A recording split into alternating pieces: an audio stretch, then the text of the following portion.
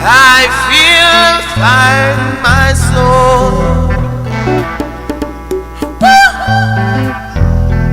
I feel a fire burning deep in my soul. It's been gone for so long, I don't think I know how to tell you where I've been and how I got here. So just lend me your ear. I feel a fire burning real deep in my soul. It's been gone for so long, I don't think I know how to tell you where I've been and how I got here. So just lend me your ear. Yeah, put off the limits, let it Pierre Daniel Fignole III.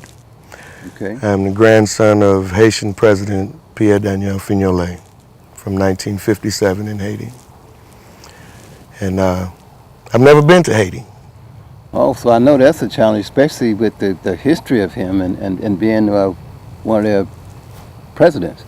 It was a little difficult growing up with that information because as a child in school, you share something of that magnitude to your fellow 6th or 7th grader. It doesn't register. It doesn't make any sense. Sounds fairy tale. Yes, much like a fairy tale. So over my years, I had to start researching on my own to find out exactly what my grandfather did and what made him special. And in researching, because from what I've read, he was in a multitude of different things. How did that influence you as far as your coming along and what you do today based on that? Education is the main thing that came out of that. Okay. My grandfather did a lot of work with the educational department, as well as my father was a school teacher for well over 30 years. And so I get it a little honest, the music and the education. Okay, so from the music, how were you influenced by that? How did that further you on in the force what you're doing today? When I was young, I thought the artist that you heard on TV did everything. I thought he wrote the music, made the music, recorded it and everything. And I set that as a goal as a young age, as my father was working at South Carolina State College and Orangeburg University. Okay. So when I found that love for the creativity, the storytelling that can be done within music, and music is universal. It speaks to all cultures, demographics. And it's like water; it seeps into others, even down to sports and whatever. Oh, You yes. got to have. It's 80% of the earth, and the way it sounds, it's pretty much 80% of everything else. Everything. Yes, sir. Yes, sir. I found out that there was a school called Lycée Pierre Daniel Fignole in Haiti. And I think that when I found that information, that was what really set me on my journey of self-discovery. Why am I one of the lucky black people on this earth who still has his original name?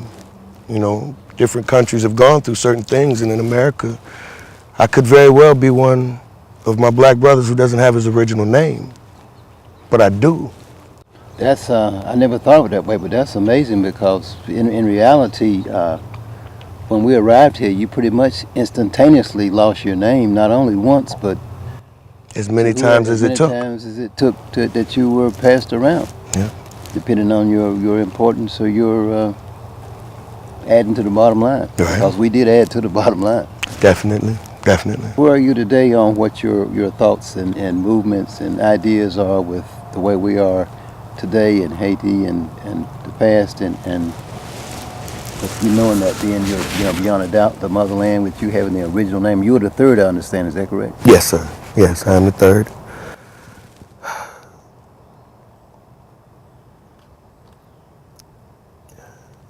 When I think about it, for a long time, it angered me. What can I do?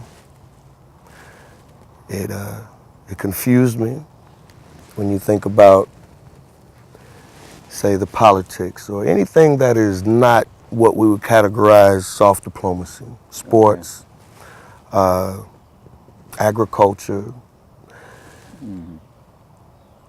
And I have so many ideas because every time we see Haiti, it just looks so torn up. Who cannot have an idea of what to do to help when you see those images over and over again? But we have to remember, those images are filtered. We are not getting those images straight from Haitian people. That's why I feel it so much in my heart. Before I decide, oh, this should be done or this should be done. No, I just need to go home.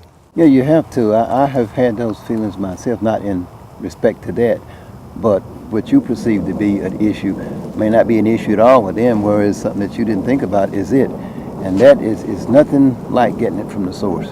And getting it from the source, having a name that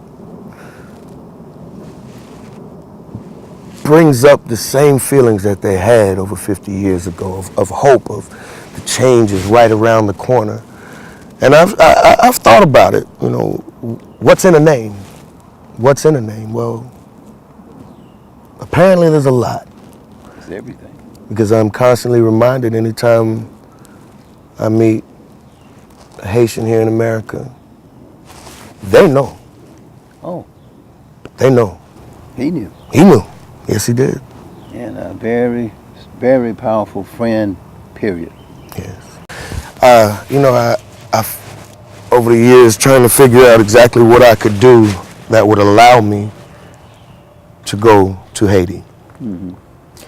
You know, every time I would try to go in the normal routes of, say, checking with embassies to get passports, I would always get a negative response. Don't go yet. It's not time to go yet. It may not be safe for you and your family yet. And that fostered fear. That fostered fear. And that's the point. that was the point. That was the point.